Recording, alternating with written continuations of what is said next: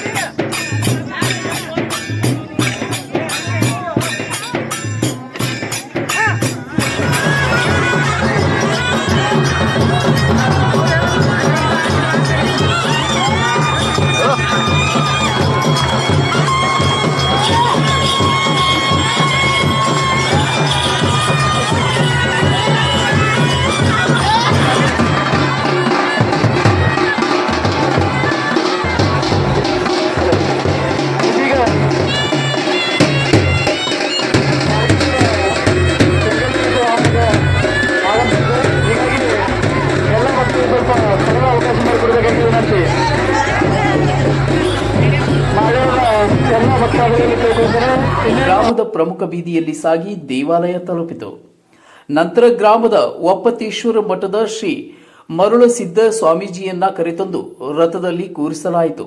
ನಂತರ ಪುರುವಂತರಿಂದ ಹಾಡು ಕುಣಿತ ಮತ್ತು ಶಾಸ್ತ್ರೀ ಚುಚ್ಚಿ ಕೇಳುವ ಕೊಳುವ ಕಾರ್ಯಕ್ರಮ ಜರುಗಿದ ನಂತರ ರಥೋತ್ಸವಕ್ಕೆ ಶ್ರೀ ಮರುಳಸಿದ್ದ ಸ್ವಾಮೀಜಿ ಚಾಲನೆ ನೀಡಿದರು.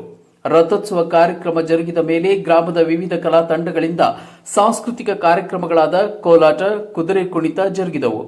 ರಥೋತ್ಸವದಲ್ಲಿ ಸೇರಿದ ಅಪಾರ ಭಕ್ತರು ರಥಕ್ಕೆ ಬಾಳೆಹಣ್ಣು, ಶೇಂಗಾ, ಕಾರಿಕ್ ಸೇರಿದಂತೆ ವಿವಿಧ ಹಣ್ಣುಗಳು ಎಸೆದು ಸಂಭ್ರಮಿಸಿದರು. ಅರ್ಜುನ್ ಬಂಡೆ, C9 ಕನ್ನಡ, ಆಳಂದ.